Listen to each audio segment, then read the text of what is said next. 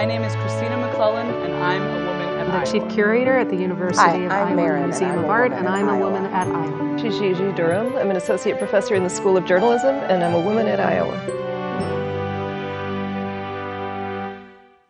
Welcome to Women at Iowa, a show which explores the life, work, and history of women at the University of Iowa campus. I'm your host today, Anna Fleming. Today, our guest is Monica Brasile, a women's study Ph.D. candidate and a teaching assistant here at the University of Iowa. Monica, thank you so much for being here with us today.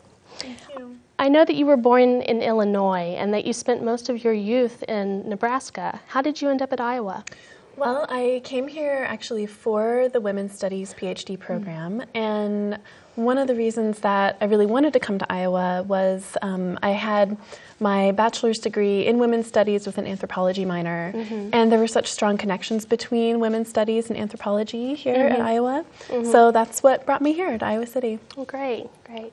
Well, you've described Omaha, where you grew up, as highly conservative, and yet it was there that you first became a political activist. Can you tell me a little bit about your experiences and about how your family and community responded to your activism?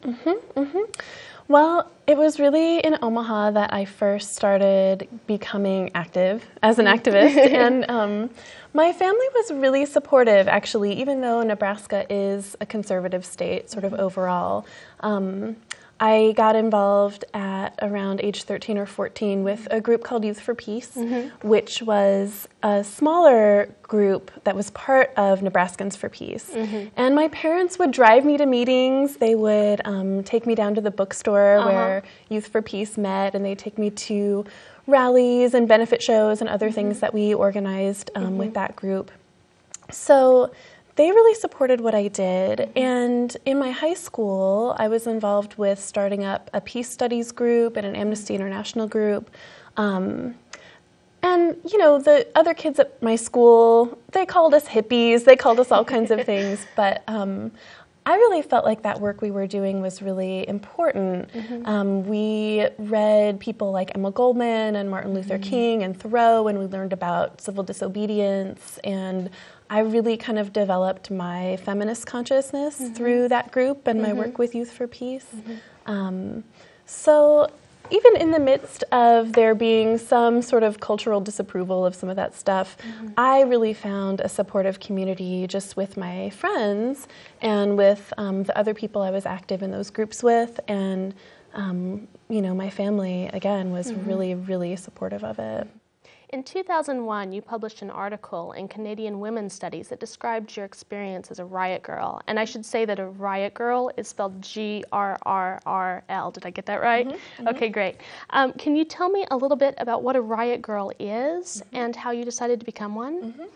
Well, Riot Girl was a movement that started in the early 90s, and it grew really organically as a movement, and so there was really a lot of resistance to the idea that there should be some kind of criteria for what it meant to be a riot girl. It was kind of like, what does a riot girl mean to you? And there were all these zines, which were these sort of self-published, handmade little magazines, actually, that were about what is a riot girl. And it was just all different people saying what that meant to them. One of those zines about what is a riot girl, that was sort of my first exposure to that movement. I had a friend who moved to Olympia, Washington, and that was one of the hubs of early riot girl organizing. And so she sent some zines to me and my friends, and we just saw this and we thought, why not do that here? Because what it was just groups of young women forming and organizing in order to get together in a non-competitive way and sort of inspire each other to be not just sort of consumers in the world, but to be more active as cultural creators and cultural disruptors at certain times too. And one of the big critiques of the Riot Girl movement was that, especially in activist scenes and arts and music scenes, women tended to be marginalized, not just in terms of their numbers, but also in terms of an aesthetic, really, especially in local music scenes with, an emphasis on technicality and aggression, and especially in punk rock. The 90s was sort of the grunge era, and it was this very sort of competitive, masculinist kind of aesthetic. And Riot Girl was really trying to remake that into a space that was more friendly for girls and young women. So some of the aesthetics that Riot Girl emphasized were amateurship and cuteness and queerness and femaleness and all these things that are sort of marginalized in sort of the mainstream aesthetic of rock and roll or punk. And so that was one of the components of Riot Girl. But we would get together in groups kind of similar to consciousness raising groups in the 70s and just sort of talk about our lives. We would do skill sharing. We taught each other how to silk screen and play musical instruments. We made zines together. We had sleepovers. We would do graffiti projects and flyering. So there was a lot that we did. We would go to shows and hand out little zines about rape or eating disorders. We had a convention. So there was a lot that we did as the Omaha Riot Girl group. And it was a really, really important time, I think, for me and for a lot of people. So how did being a part of Riot Girl shape your life? And then how do you think the Riot Girl culture, or cultures, I guess, as a whole, how do you think that shaped the U.S.? It really shaped my life in a really big, profound way. It was in the context of Riot Girl that I first learned about women of color's critiques of the feminist movement. We did a lot of studying of things like white privilege and heterosexual privilege and how those interact with male privilege and class privilege. And that was really the first time I did a lot of that sort of very personal work with other people. And now sort of coming from the perspective of someone who teaches those same kinds of articles, I mean, we read Peggy McIntosh, we read Bell Hooks and Angela Davis, and, now that I teach those things in the university setting, it's really, I think, amazing to look back and know that I first encountered that stuff as part of an activist group. I think that, I don't know, maybe that is unique in some way, but it meant really a lot to me in terms of my own growth as a person and as a socially conscious person. And the people that I worked with in that group, they continue to be really important people to me. We helped each other through a lot of important times. We were young, we were in high school, and it really provided just a good way of being in the world, a really creative way of being in the world. In terms of the larger culture, I think that Riot Girl has had a huge effect on larger United States culture, but unfortunately, I think some of the ideas of Riot Girl have really been kind of co-opted.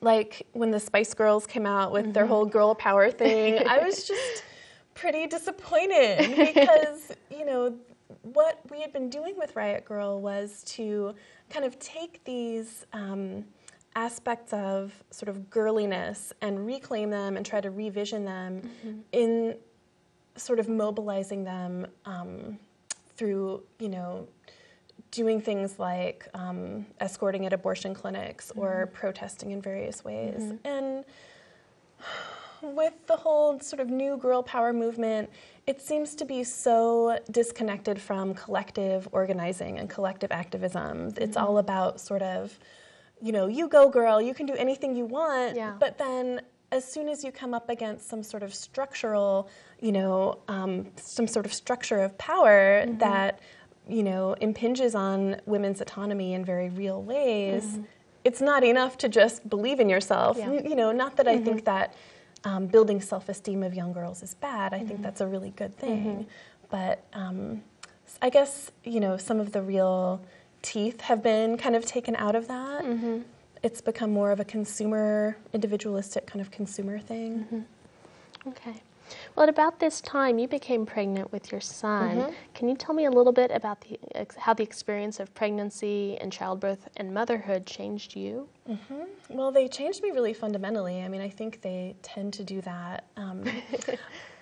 I was pregnant at the time I was involved with Riot Girl, actually, so I was just out of high school. Mm-hmm. I was 18, and I think that it really made me kind of expand my worldview in some really important ways. I was the only person I knew in Riot Girl who was pregnant or who was parenting. Mm-hmm. Actually, there was one other woman who was a mother. But so I decided to write a zine called Mama Girl. That was a way for me to kind of talk about my ideas about pregnancy and feminism and motherhood and feminism.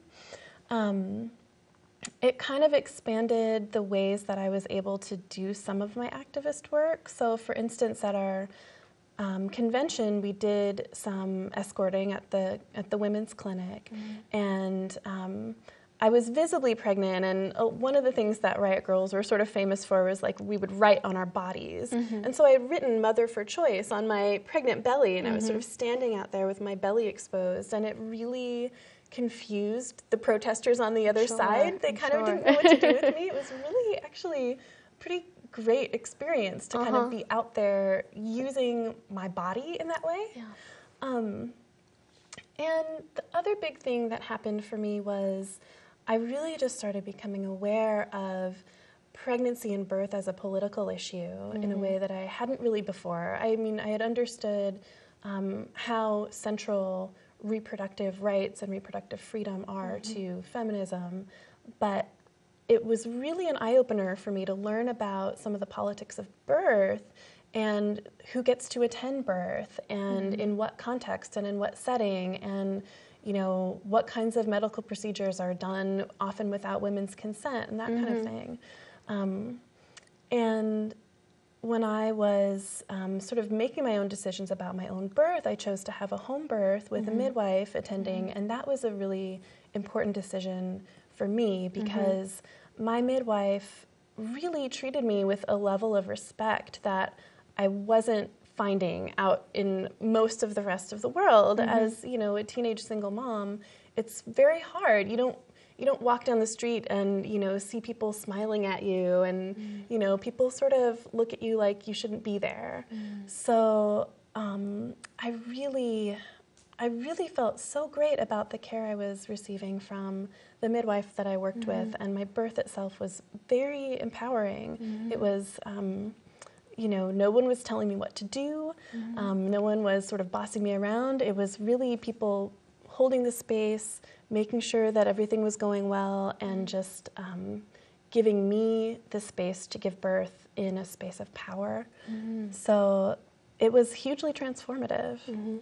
And as a result of that, you decided to become a childbirth educator and a doula yourself. Can you tell me a little bit about how you fell into that? Yeah, well, it was really through my birth experience that I got interested in doing work with other pregnant and birthing women. I had such a great experience, and I talked to so many women who just thought that birth was terrible, and it was something that, you know, they had to just, you know, bear and just, you know, deal with, and it was torture and all these things. And so I decided to go through training to become a childbirth educator. I started teaching classes, and then people started asking me to attend their births. So that's when I started getting involved in doula work. And basically, a doula is just someone who assists a woman and her partner, if she has a partner, through the experience of pregnancy and birth. So I'm there with women for their labor. I'm there for the birth. I meet with them prenatally and also postpartum. And I provide a lot of informational support, answering questions about the birth process. I provide a lot of physical support, things like massage, different ideas about positioning that might help that woman or her baby. and a lot of emotional support. It's really, really helpful to have someone who's encouraging you through the labor process. So that's what I do as a doula, and I love it. That's great. Yeah. And now you're a founding member of Friends of Iowa Midwives. Can you tell me a little bit about that group and about the activism that it does? Yeah, well, Friends of Iowa Midwives formed in 2007, and we are now a statewide grassroots organization, and our mission is to increase access to midwifery and out-of-hospital birth in Iowa. And one of the things that is happening right now with the childbirth movement in the United States as a whole is that midwives who attend births out of hospital are gaining recognition very, very quickly. So for a long time, for about the past 50 years, midwives who attend out-of-hospital births have been very, very marginalized, and their practice has been made illegal in a lot of states. And so those practitioners, again, are sort of regaining ground. There's been a lot of new research on out-of-hospital birth with midwives that shows it has very good outcomes. And so those kinds of changes are really sort of the bigger context for what we're doing in Iowa. We are working on a legislative campaign to license certified professional midwives, and those are midwives who specialize in out-of-hospital birth. And we're hoping to get a bill passed the next legislative session. Oh, that's great. Now, you've been involved in birth professionally for 13 years. How do you think the way that Americans understand motherhood and childbirth has changed over that time? Well, I think a few different trends have been happening simultaneously, and maybe they might be contradictory in some ways. I think that definitely birth has become more medicalized. If you look at some of the trends statistically, the cesarean rate in our country is now 30%, just above 30%. So 1 in 3 women are having cesareans right now. That's grown a lot in the last 13 years. It's actually a rate that's just been growing since the 1970s. So that is happening on one hand. On the other hand, I think that the presence of doulas in the birthing room has been gaining a lot of acceptance. Midwives are sort of continuing to gain credibility and acceptance and sort of legitimate legal status. And so I think that there are some kind of opposing trends happening right now with birth. I've seen just a lot of change in the way I am received as a doula. When I first started, you know, people didn't really know what doulas were. People who worked in hospitals were kind of, I don't know, suspicious of what I might be doing there. Was I trying to, you know, turn their patients against them or something? But I think now the profession has really kind of established itself as, you know, a helpful, legitimate profession. We're not out there to create antagonistic relationships. We're, you know, trying to sort of work as a team to help women have the kind of birth they want. And so that has definitely changed a lot. Now, when your son was still young, you decided to go back to school. Can you tell me a little bit about your experiences as a student who also happens to be a single mom? It was very challenging to be a student and a single mom. You know, I had some professors that were very understanding and others that weren't. I try to be very understanding of that now that I'm teaching in the college setting, just because of my experience with that. I didn't go back to school until he was about 3 years old, and it seemed like a good time. It seemed like a good time for both of us. When he was younger, I did some work as a nanny and watching other people's kids, but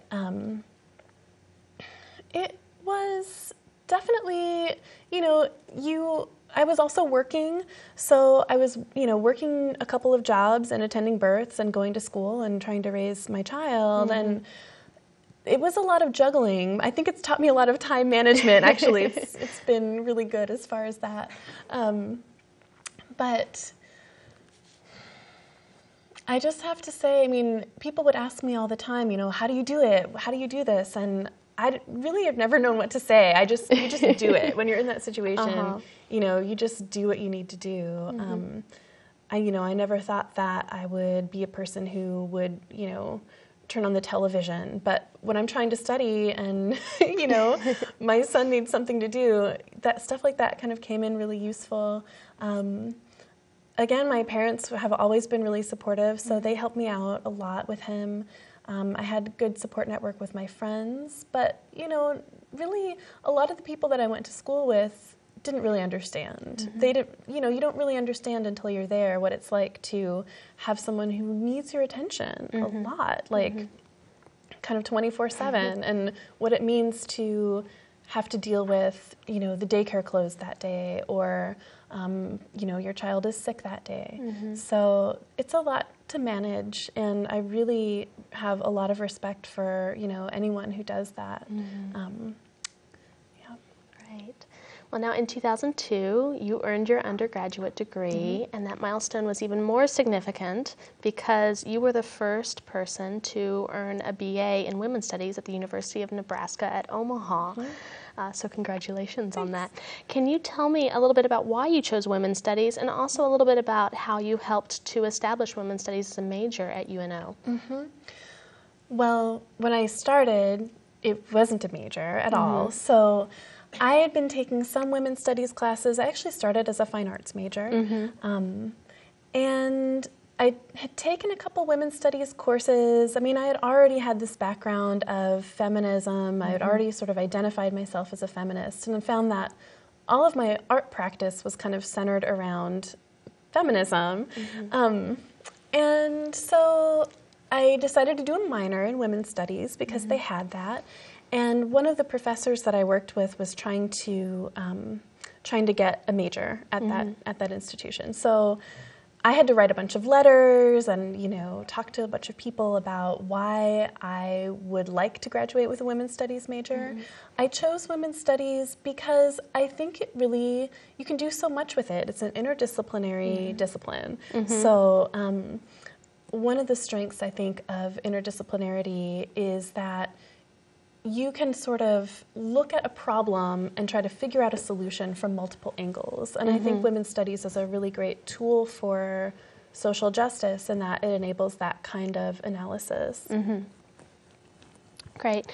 Well, you've been a part of two women's studies communities now, one at the University of Nebraska in Omaha and one here at the University of Iowa. Can you talk to me a little bit about women's studies as a discipline? You've already talked about a couple of strengths, but I'd love to hear more. And would you also talk about some of the obstacles that it faces as a discipline? Well, I think one of the obstacles with women's studies, like many other disciplines in the humanities, is that it's subject to things like budget cuts. And when I was at Omaha, actually, a whole lot of people in the liberal arts community there at that university, we organized a huge protest against some budget cuts that were happening at the University of Nebraska, because they were wanting to basically take all of the women's studies, ethnic studies, anthropology, and just kind of condense them down into one sort of interdisciplinary studies program. And we felt like that was a huge loss because, that would mean loss of faculty, it would mean so many things. And so there were hundreds of people that showed up with signs saying, don't cut our liberal arts education. I think that there's really been a trend toward people going to college in order to make themselves more marketable and just make more money. And I really, really believe that it's valuable to get education that will enable you to be sort of a productive, responsible citizen who can be active in the world. And I think that's the biggest strength of women's studies, is that I think it really enables people to do that. That's great. Well, now currently you are working on a dissertation in women's studies that sort of unites your political activism with scholarly interests. Can you tell me a little bit about that research and how you balance the activism with the research? Well, in both my activist work and in my dissertation research, I'm working to understand how pregnancy and childbirth as an issue kind of fits into a larger reproductive justice framework. And I'm really interested in how birth workers kind of see their work as being a part of addressing bigger issues that affect women's lives and their reproductive autonomy. And then I forgot the second part of your question. How do you balance your political activism with your research? Oh, okay. Well, I do the best I can. There's really not a lot of time at the end of the day for me, just with what I'm trying to do now, and I think that's okay. Like, I'm not complaining about that, but it is a real challenge to balance those two things. I think that graduate work takes a lot of energy and time, and trying to pass a bill takes a lot of energy and time, and be part of a steering committee of a large statewide grassroots group takes a lot of energy and time. So, I really just strive to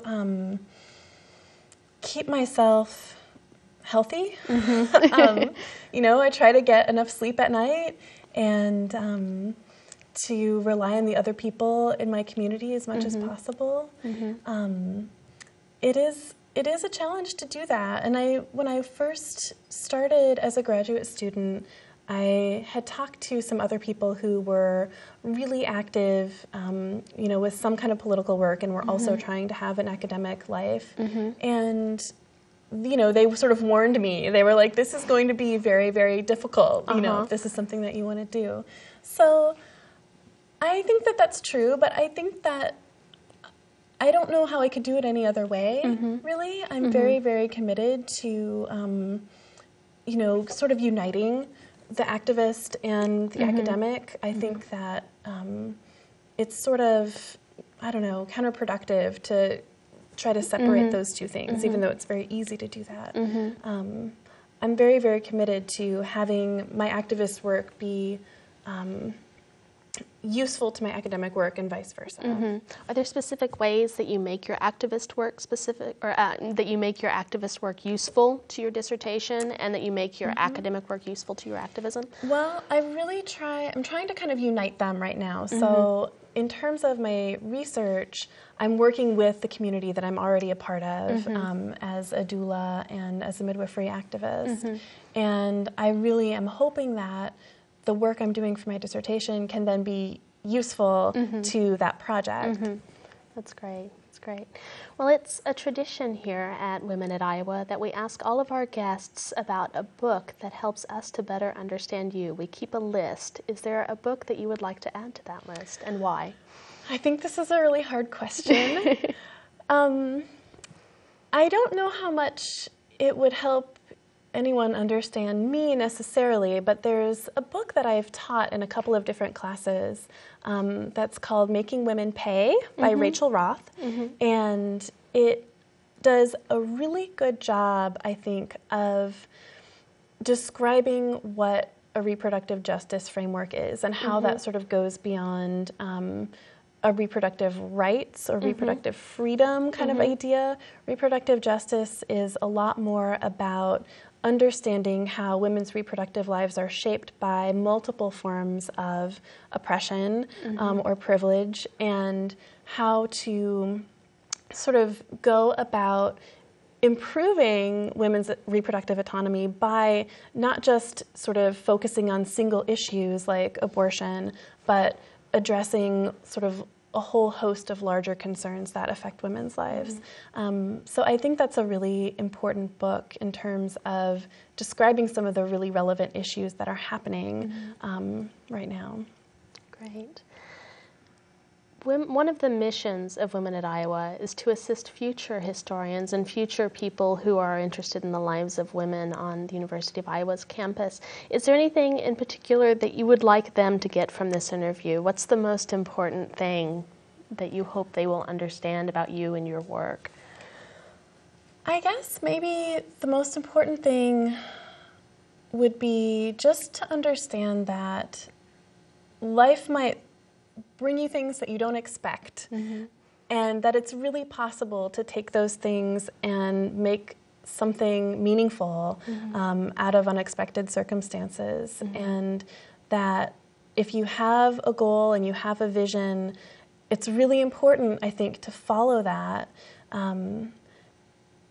You know, I was trying to figure out for such a long time, how do I combine all these different things that I want to do in the world? How do I combine sort of a love for art and creativity and a passion for feminism and for childbirth? And it really took me a while to kind of see how all of the things I was interested in fit together. And so I guess that I would say, you know, if people are unsure about having multiple interests, it is possible to find a way to make those all merge. Well, great. Well, thank you so much for being with us today, Monica. Thank you for having me. And thank you for joining us for another episode of Women at Iowa.